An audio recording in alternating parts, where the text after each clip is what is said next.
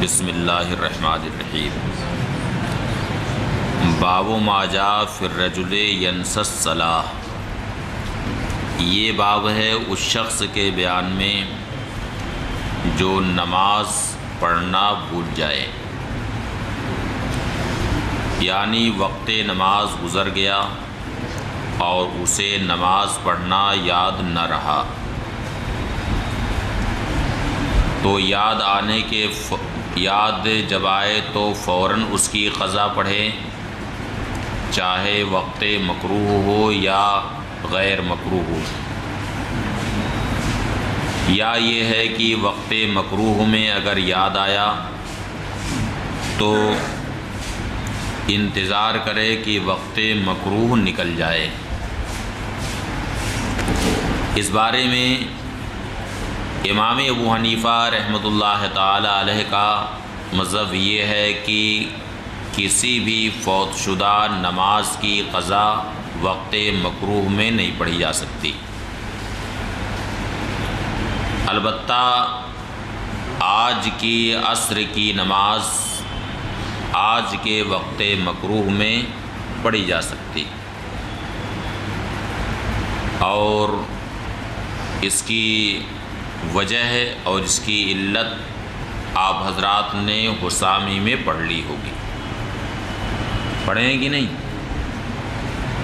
صرف پڑھنے کا سوال ہے، یاد رکھنے کا سوال نہیں ہے کہ یاد بھی ہے کہ نہیں۔ ہدایہ میں بھی پڑھے ہیں، حسامی میں بھی ہے۔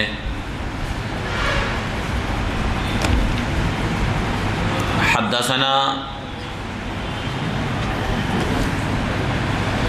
قتیبہ و بشر بن معاذ قال حدثنا ابو عوانہ عن قتادہ عن انس رضی اللہ تعالی عنہ قال قال رسول اللہ صلی اللہ علیہ وسلم من نسی صلاۃ فلیصلیھا اذا ذکرھا۔ قتادہ ابن دعامہ سدوسی حضرت انس ابن مالک رضی اللہ تعالی عنہ سے روایت کرتے ہیں، انہوں نے فرمایا کہ رسول اللہ صلی اللہ علیہ وسلم نے ارشاد فرمایا کہ جو شخص نماز بھول جائے، کوئی نماز بھول جائے، تو جب اسے یاد آئے اس وقت وہ پڑھ لے۔ اس باب میں سمرہ ابن جندب اور ابو قتادہ رضی اللہ تعالی عنہما سے روایت ہے۔ امام ترمذی فرماتے ہیں کہ حضرت انس کی حدیث حسن صحیح ہے۔ وَيُرْوَى عن علی ابن ابی طالب، اور حضرت علی رضی اللہ تعالی عنہ سے روایت ہے، انہوں نے اس شخص کے بارے میں جو نماز بھول جائے، نماز پڑھنا بھول جائے، اس کے بارے میں فرمایا کہ یصلیھا متی ذکرھا فی وقت او غیر وقت، جب بھی یاد آئے تو اسے پڑھے، خواہ وہ نماز کا وقت ہو یا نہ ہو۔ وہوا قول احمد و اسحاق، اور یہ قول ہے امام احمد ابن حنبل اور امام اسحاق ابن راہویہ کا۔ وَيُرْوَى عن ابی بکر انہ نام عن صلاۃ العصر، اور حضرت ابو بکرہ رضی اللہ تعالی عنہ سے روایت، حضرت ابو بکرہ کی ایک حدیث بڑی مشہور ہے، وہ آپ لوگوں نے پڑھی ہوگی کہ ان سے نبی کریم صلی اللہ علیہ وسلم نے فرمایا کہ زادک اللہ حرصا ولا تعود۔ نہیں پڑھے ہیں؟ نہیں پڑھے ہیں، یہ نہ کہیے کہ نہیں پڑھے ہیں، پڑھے ہیں۔ چلیے اس میں بھی وہ حدیث آگے آئے گی انشاءاللہ، تو وہاں پہ پڑھیے گا۔ پھر حضرت ابو بکرہ رضی اللہ تعالی عنہ سے روایت ہے کہ وہ عصر کی نماز سے سو گئے اور فاستيقظ عند غروب الشمس، اور بیدار کب ہوئے؟ غروب آفتاب کے وقت۔ فلم يصلي حتى غربت الشمس، تو وہ نماز انہوں نے نہیں پڑھی یہاں تک کہ سورج غروب ہو گیا، یعنی وقت مکروہ میں نہیں پڑھی۔ وقد ذهب قوم من اہل الکوفۃ الی ھذا، اور اہل کوفہ کی ایک قوم اس حدیث کی طرف گئی کہ اس وقت نہ پڑھے۔ لیکن کیا یہ ہمارا مذہب ہے؟ ہمارا مذہب تو یہ ہے، امام ابو حنیفہ رحمۃ اللہ تعالی علیہ کا مذہب تو یہ ہے کہ اگر کوئی سو گیا عصر کی نماز سے اور غروب آفتاب کے وقت وہ بیدار ہوا، یعنی وقت مکروہ میں بیدار ہوا، تو اس کے لیے تو حکم ہے کہ اسی وقت عصر کی نماز پڑھے، کیونکہ آج کے عصر کی نماز آج کے وقت مکروہ میں پڑھی جائے گی۔ یہ مذہب امام ابو حنیفہ رحمۃ اللہ تعالی علیہ کا، اس لیے اس سے آپ حضرات ہرگز یہ نہ سمجھیے کہ یہ مذہب امام ابو حنیفہ رحمۃ اللہ تعالی علیہ کا۔ یہ کوئی ضروری نہیں ہے کہ جہاں امام ترمذی اہل کوفہ کہیں تو اس سے خاص امام اعظم ہی مراد ہوتے ہیں، یہ کوئی ضروری نہیں۔ کوفہ یہ ہے علم و ادب کا مرکز رہا، خود وہاں پہ بڑے بڑے علماء فقہا اور بڑے بڑے محدثین وہاں پہ رہتے تھے۔ سیدنا عبداللہ ابن مسعود رضی اللہ تعالی عنہ، جن کے پاس احادیث کریمہ کا ایک بڑا ذخیرہ تھا، اور افقہ الصحابہ بعد الخلفاء الراشدین، سیدنا فاروق اعظم رضی اللہ تعالی عنہ نے اپنے دور خلافت میں انہیں کوفہ بھیجا تھا۔ اس لیے بھیجا تھا کہ وہاں پہ احادیث کو عام کریں، تو آپ کے تلامذہ اور تلامذہ کے تلامذہ نے جو علم حدیث کی نشر و اشاعت وہاں پر کی ہے، اس کے نتیجے میں کوفہ یہ علم حدیث کا مرکز بن گیا تھا۔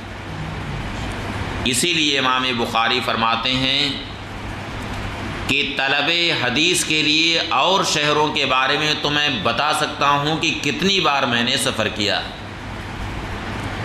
لیکن طلب حدیث کے لیے کوفہ میں کتنی بار گیا اور کتنی بار میں نے کوفہ کا سفر کیا ہے، اسے میں شمار نہیں کر سکتا۔ اس سے اندازہ لگائیے کہ کوفہ میں کتنے بڑے بڑے محدثین رہتے تھے۔ وہاں بڑے بڑے فقہا بھی رہتے تھے، محدثین بھی رہتے تھے۔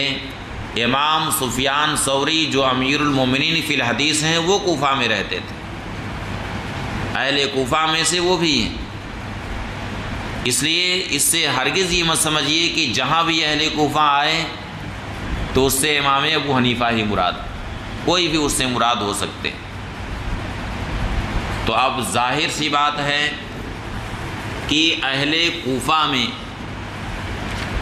حضرت امام ظفر ابن حذیل جو امام ابو حنیفہ کے اصحاب میں سے،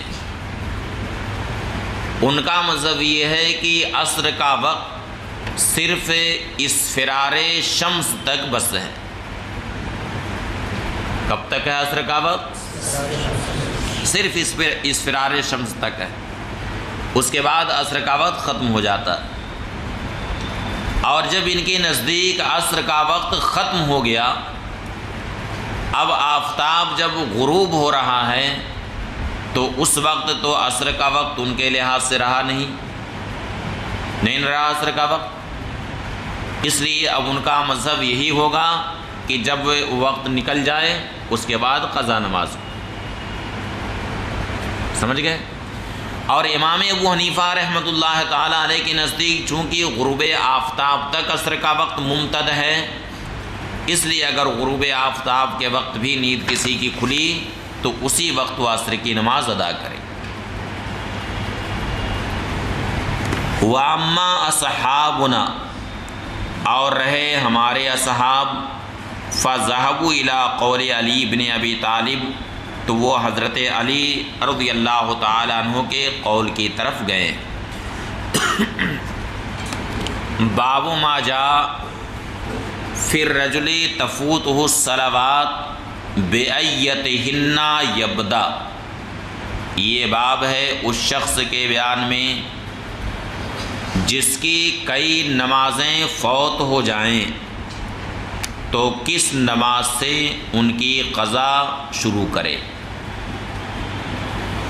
یعنی فوائد میں ترتیب، فوائد کی قضا میں ترتیب کیا واجب ہے یا بلا ترتیب بھی ان کی قضا پڑ سکتا۔ اس بارے میں امام ابو حنیفہ رحمۃ اللہ تعالیٰ علیہ کا مذہب ہے کہ اگر ایک شخص صاحب ترتیب ہے تو اب اس پر ترتیب کی رعایت کرنا واجب ہے، لہٰذا وہ فوت شدہ نماز کی قضا ترتیب کے ساتھ ادا کرے، اس کے بعد جو وقتیہ نماز ہے اس وقتیہ نماز کو پڑھے۔ لیکن اگر ایسے وقت پہنچا ہے کہ جماعت بالکل کھڑی ہے تو ایک طرف جماعت بھی واجب ہے اور دوسری طرف یہ ترتیب بھی واجب ہے صاحب ترتیب کے لیے۔ 5 وقت سے زیادہ نمازیں جس کی قضا نہ ہوئی ہوں وہ صاحب ترتیب ہے۔ یہ تعریف آپ نے صحیح کی ہے؟ کیا صحیح تعریف ہے؟ جس کے ذمہ 5 وقت سے زیادہ نمازیں باقی نہ ہوں، جس کے ذمہ 5 وقت سے زیادہ نمازیں باقی نہ ہوں۔ تو اب ایک شخص ہے جس کی 6-7 نمازیں قضا ہو گئی لیکن ترتیب سے ادا کر کے ان کی قضا پڑھ لیا ہے، ان کی قضا کر لی ہے ترتیب سے، تو اب پھر صاحب ترتیب ہو گیا۔ تو کیا تعریف ہوگی صاحب ترتیب کی؟ کہ جس کے ذمہ 5 وقت سے زیادہ نمازیں باقی نہ ہوں وہ صاحب ترتیب ہے۔ تو اب اگر جماعت کھڑی ہے، جماعت تیار ہے، تو چونکہ جماعت کی بڑی تاکید حدیث شریف میں آئی، وہ واجب مؤکد ہے، اس لیے جماعت میں شامل ہو جائے۔ یا یہ ہے کہ وقتیہ نماز کا وقت اتنا تنگ ہو چکا ہے کہ اب اگر فوت شدہ نماز کی قضا میں مشغول ہوگا تو وقت نکل جائے گا، تو ایسی صورت میں اس کے لیے حکم ہے کہ وقتیہ پڑھے۔ حدثنا حناد حدثنا حشیم عن ابی الزبیر عن نافع بن جبیر بن مطعم عن ابی عبیدہ بن عبداللہ بن مسعود قال قال عبداللہ ان المشرکین شغلوا رسول اللہ صلی اللہ علیہ وسلم عن 4 صلوات یوم الخندق۔ حضرت عبداللہ بن مسعود رضی اللہ تعالیٰ عنہ فرماتے ہیں کہ مشرکین نے خندق کے دن نبی کریم صلی اللہ علیہ وسلم کو 4 نمازوں سے روک دیا۔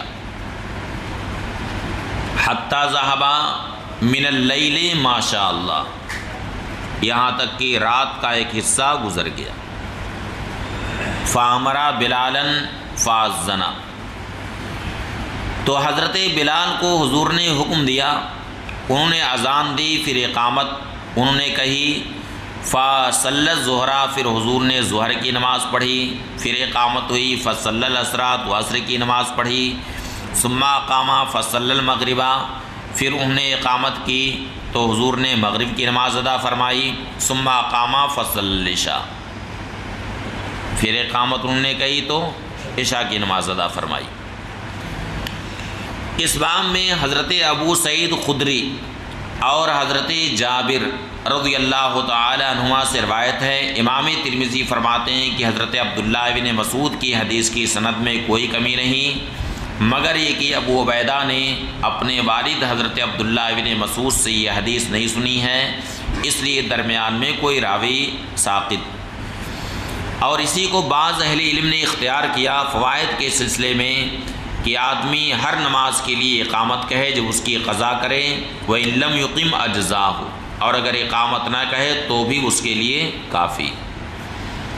اور یہ قول ہے امام شافعی رحمۃ اللہ تعالی علیہ کا۔ حدثنا محمد بن بشار حدثنا معاذ بن ہشام قال حدثني ابی عن یحییٰ بن ابی کثیر حدثنا ابو سلمہ بن عبد الرحمن عن جابر بن عبداللہ رضی اللہ تعالی عنہما ان عمر بن الخطاب قال یوم الخندق، حضرت جابر بن عبداللہ رضی اللہ تعالی عنہما سے روایت ہے کہ سیدنا فاروق اعظم رضی اللہ تعالی عنہ نے خندق کے دن فرمایا، وَجَعَلَ يَسُبُّ كُفَّارَ قُرَيْشٍ، اس حال میں کہ سیدنا فاروق اعظم رضی اللہ تعالی عنہ کفار قریش کو سب و شتم فرما رہے تھے، انہیں سب و شتم فرما رہے تھے۔ قال، نبی کریم صلی اللہ علیہ وسلم سے عرض کیا، یا رسول اللہ ما کتو صلی العصر حتی تغرب الشمس، یا رسول اللہ میں عصر کی نماز نہ پڑھ سکا یہاں تک کہ سورج غروب ہو گیا۔ فقال رسول اللہ صلی اللہ علیہ وسلم، تو نبی کریم صلی اللہ علیہ وسلم نے فرمایا، واللہ ان صلیتھا، واللہ میں بھی نہ پڑھ سکا۔ قال، فرماتے ہیں فنزلنا بطحان، تو ہم وادی بطحان میں اترے۔ فتوضأ رسول اللہ صلی اللہ علیہ وسلم، تو نبی کریم صلی اللہ علیہ وسلم نے وضو فرمایا اور ہم نے بھی وضو کیا۔ پھر نبی کریم صلی اللہ علیہ وسلم نے غروب آفتاب کے بعد عصر کی نماز پڑھی، ثم صلی بعدہ المغرب، پھر اس کے بعد حضور نے مغرب کی نماز پڑھی۔ یہ حدیث حسن صحیح۔ یہاں پر دو حدیثیں، حضرت عبداللہ بن مسعود کی حدیث میں ہے کہ شغلوا رسول اللہ صلی اللہ علیہ وسلم عن 4 صلوات، یعنی 4 نمازوں سے مشرکین نے روک دیا تھا، جن میں 3 نمازوں کا تو وقت گزر چکا تھا، 3 نمازوں کا وقت گزر چکا تھا، لیکن عشاء کا وقت چونکہ وقت مختار میں حضور نہ پڑھ سکے تھے، اس لیے حضرت عبداللہ بن مسعود نے نماز عشاء کو بھی اسی میں شامل کر دیا، ورنہ قضا کتنی نماز ہوئی تھی؟ 3 نماز ہوئی تھی۔ اور دوسری والی جو حدیث ہے حضرت جابر رضی اللہ تعالی عنہ کی، اس حدیث سے یہ معلوم ہوتا ہے کہ صرف ایک نماز قضا ہوئی تھی۔ کون سی نماز؟ عصر کی نماز قضا ہوئی تھی۔ تو بظاہر تو ایسا لگتا ہے کہ دونوں حدیثوں میں تعارض۔ حضرت عبداللہ ابن مسعود کے بیان کے مطابق یہ معلوم ہوتا ہے کہ 3 نمازیں قضا ہوئیں، اور حضرت جابر کے بیان سے یہ معلوم ہوتا ہے کہ صرف ایک نماز قضا ہوئی تھی۔ دونوں میں بظاہر تعارض معلوم ہوتا ہے، لیکن حقیقت میں کوئی تعارض نہیں، اس لیے کہ غزوہ خندق، جسے غزوہ احزاب بھی کہتے ہیں، یہ صرف ایک ہی دن نہیں ہوا ہے، بلکہ 15 دن تک یا 25 دن تک، بلکہ ایک روایت کے مطابق 1 مہینے تک مسلسل جاری رہا۔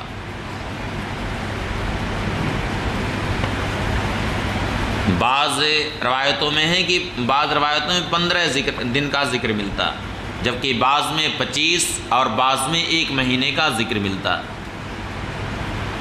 تو 15 ہی دن مان لیجئے۔ تو یہ غزوہ احزاب کم از کم 15 دن تک جاری رہا،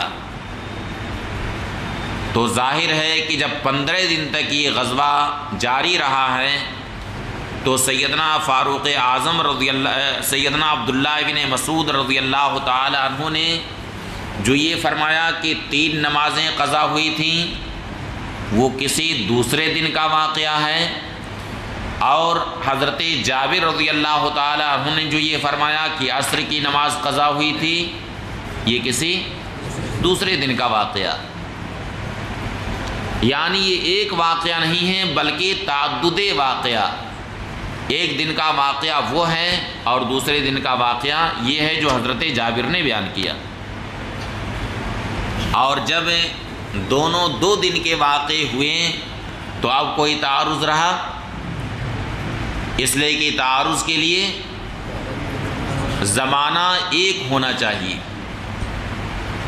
اور اگر زمانہ 2 ہو گیا تو تعارض نہیں رہا، اس لیے کہ در تناقض حشت وحدت شرط داں، وحدت موضوع و محمول و مکان، وحدت شرط و اضافت جز و کل، قوت و فعلست در آخر زمان، یہ 8 وحدتیں جب ہوں گی تبھی تعارض پایا جائے گا۔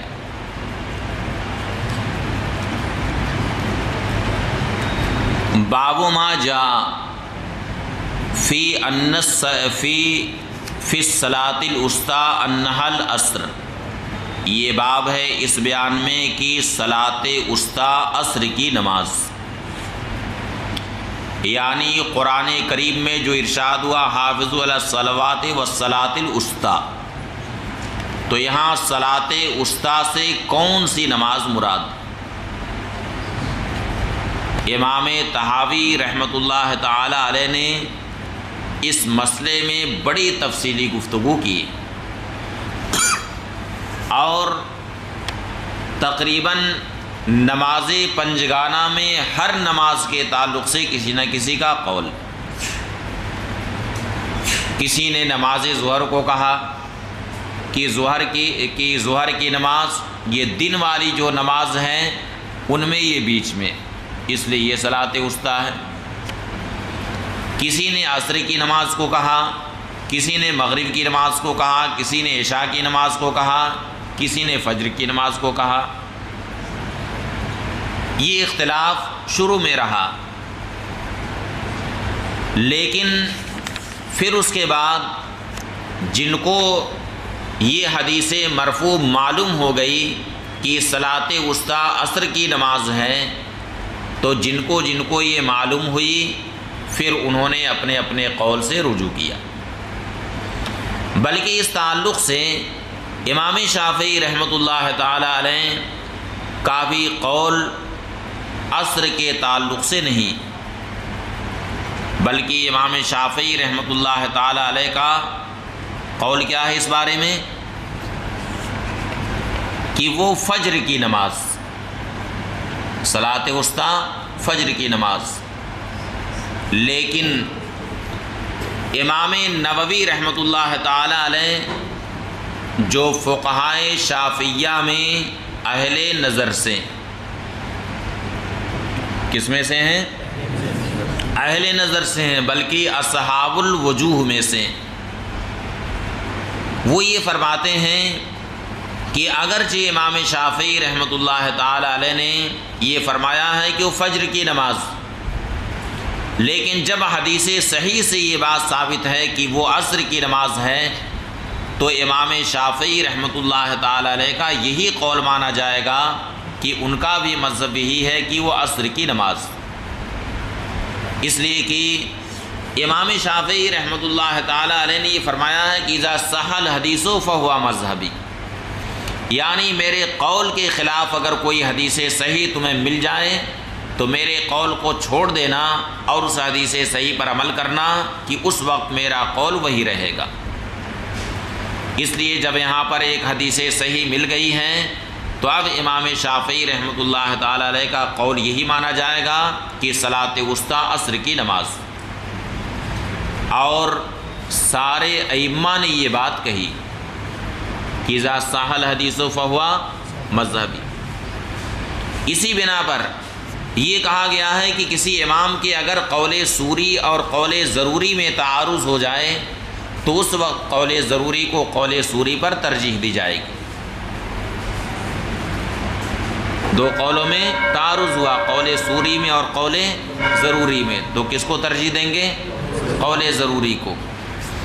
میرے خیال سے یہ تھوڑا مبہم ہے آپ لوگوں کے لیے کہ قول سوری اور قول ضروری کیا۔ بس تقریب فہم کے لیے اس کو یوں سمجھیے کہ زید نے اپنے بیٹوں کو یہ وصیت کی کہ تم لوگ ہمیشہ امر کی تعظیم کرنا، اس لیے کہ وہ عالم ہے، متقی پرہیزگار ہے، تو تم لوگ ہمیشہ اس کی عزت کرنا، اور خبردار کسی بھی فاسق کی تعظیم مت کرنا، یہ وصیت کیا۔ اب اس کے بعد زید دنیا سے چلا گیا، اور جس وقت اس نے وصیت کی تھی اس وقت عمر واقعتاً زہد و تقوی والا تھا، متقی پرہیزگار تھا، لیکن پھر اس کے بعد عمر کے حالات میں تبدیلی آ گئی اور اس نے فسق و فجور اختیار کر لیا۔ تو اب یہ بتائیے کہ زید کے بیٹے اس کے قول سوری پر عمل کریں گے کہ زید کی ہمیشہ عزت کرنا، یا دوسرے والے قول پر عمل کریں گے؟ کس پر عمل کریں گے؟ قول ضروری پر عمل کریں گے، اس لیے کہ اس نے عمر کے تعلق سے جو اس وقت وصیت کی تھی، اس وقت عمر کی حالت وہی تھی کہ وہ قابل تعظیم تھا، اور جب عمر کی حالت بدل گئی ہے تو اب وہ قابل تعظیم نہ رہا، اس لیے اب قول ضروری پر عمل کریں گے۔ حدثنا حناد حدثنا عبدہ عن سعید عن قتادہ عن الحسن عن سمرہ بن جندب عن النبی صلی اللہ علیہ وسلم انہ قال، حضرت سمرہ بن جندب فرماتے ہیں کہ نبی کریم صلی اللہ علیہ وسلم نے صلاۃ وسطیٰ کے تعلق سے فرمایا کہ وہ عصر کی نماز۔ پھر محمود ابن غیلان نے روایت کی حدثنا ابو داؤد الطیالسی و ابو النضر عن محمد بن طلحہ بن مصرف عن زبید عن مرہ الحمدانی عن عبداللہ بن مسعود قال قال رسول اللہ صلی اللہ علیہ وسلم صلاۃ الوسطیٰ صلاۃ العصر۔ امام ترمذی فرماتے ہیں کہ حدیث حسن صحیح ہے۔ اس باب میں حضرت علی، ام المؤمنین عائشہ صدیقہ، ام المؤمنین حفصہ، حضرت ابو ہریرہ، حضرت ابو ہاشم بن عتبہ رضی اللہ تعالیٰ عنہ سے روایت ہے۔ امام ترمذی فرماتے ہیں قال محمد، امام بخاری نے فرمایا قال علی بن عبداللہ، علی ابن عبداللہ جنہیں امام علی ابن المدینی کہا جاتا ہے، انہوں نے فرمایا کہ حسن بصری کی حدیث جس کی روایت انہوں نے سمرہ ابن جندب سے کی ہے یہ حسن ہے، وقد سمع عنہ، اور حسن بصری کو سمرہ ابن جندب سے سماع کا شرف حاصل ہے۔ امام ترمذی فرماتے ہیں کہ صلاۃ وسطیٰ کے تعلق سے سمرہ ابن جندب کی حدیث حسن ہے، اور یہی قول ہے اکثر علماء کا صحابہ کرام میں اور صحابہ کرام کے علاوہ میں۔ وقال زید بن ثابت، اور حضرت زید بن ثابت اور ام المؤمنین عائشہ صدیقہ رضی اللہ تعالی عنہما کا قول یہ ہے کہ صلاۃ وسطیٰ ظہر کی نماز، اور حضرت عبداللہ ابن عباس اور حضرت عبداللہ ابن عمر فرماتے ہیں کہ صلاۃ وسطیٰ فجر کی نماز۔ اب رہی یہ بات کہ حسن بصری کو حضرت سمرہ ابن جندب سے سماع کا شرف حاصل ہے، تو اس بات کو ثابت کرنے کے لیے امام ترمذی پھر تخریج کرتے ہیں، فرماتے ہیں حدثنا ابو موسیٰ محمد بن مثنى حدثنا قریش بن انس عن حبیب بن الشہید قال قال لی محمد بن سیری سل الحسن ممن سمع حدیث العقیقہ۔ حبیب ابن الشہید کہتے ہیں کہ مجھ سے امام محمد ابن سیری نے فرمایا کہ حسن بصری سے پوچھو کہ عقیقہ کی حدیث کس سے انہوں نے سنی۔ کون سی حدیث؟ عقیقہ کی حدیث، کہ الغلام مرتہن بعقیقتہ تذبح عنہ شاتان مکافیتان، یہ حدیث انہوں نے کس سے سنی؟ فسألتہ، تو میں نے ان سے پوچھا تو فرمایا سمعتہ من سمرہ بن جندب، میں نے یہ حدیث سمرہ ابن جندب سے سنی۔ امام ترمذی فرماتے ہیں کہ امام بخاری نے مجھے یہ خبر دی علی بن عبداللہ سے روایت کر کے، وہ روایت کرتے ہیں قریش بن انس سے اس حدیث کی۔ قال محمد، امام بخاری فرماتے ہیں کہ امام علی بن المدینی نے کہا کہ حسن بصری کا سماع سمرہ ابن جندب سے صحیح ہے، وہ تجا بہذا الحدیث، اور اس حدیث سے انہوں نے استدلال کیا، لہٰذا معلوم ہوا کہ صلاۃ وسطیٰ وہ عصر کی نماز ہے۔ اور جب یہ بات ثابت ہے کہ حضرت حسن بصری کو سمرہ ابن جندب